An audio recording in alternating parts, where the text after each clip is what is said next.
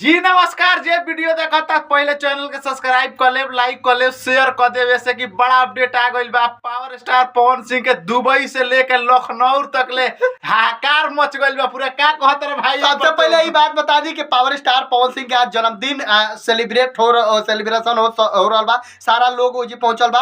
Power star Pawan Singh के माता जी भी पहुंच गई बानी ओजा आशीर्वाद देवे खातिर। हम सबसे पहले एगो बात बता दी कि अब की बार जे भी पावर स्टार पवन सिंह के जन्मदिन में एंट्री करे के चाहता है सब लोग के बता दी भैया कि अगर रुआ लगे पास नहीं खे, रुआ लगे कोनो पहचान नहीं खे, तो कृपया करके ये ठंडी में बाहर खड़ा मत रही।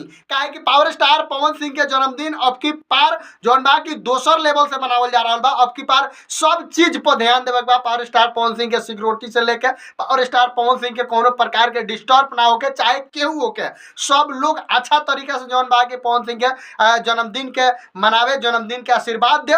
तो ऐसे पावर स्टार पवन सिंह के मैनेजर जे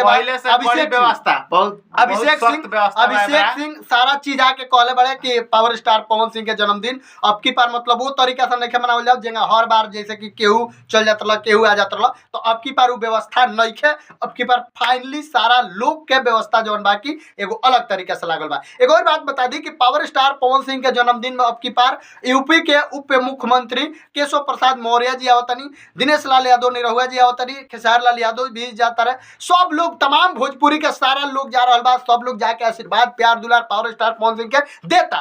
तो भाई विनती यह बा कि हमनी के जहां से बानी सब तहे से आशीर्वाद दिया जाए। हर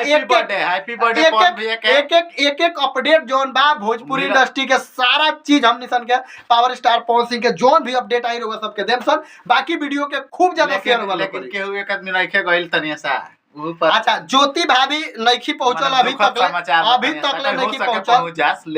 अब कहीं सरप्राइज देश तो ओकरा के हमनी के ही नहीं से कह सक, लेकिन अभी तक लेकिन सबसे पहले कहले बड़ी अभी तक नहीं पहुंचल। ज्योति भाभी के इंस्टाग्राम से पवन सिंह के पावर स्टार के फोटो भी संगे आई रहा, बहुत अच्छा लागल। तो बाकी जे भी वीडियो देखा था सब लोग से विनती बा कि वीडियो के ज्यादा से ज्यादा शेयर करी, सब लोग का पता चले। सब्सक्राइब कर रखो, पल पल के अपडेट मिली 12 बजे रात ले मिली। बाकी मिलते हैं अगला वीडियो में, तब तक खातिर नमस्कार।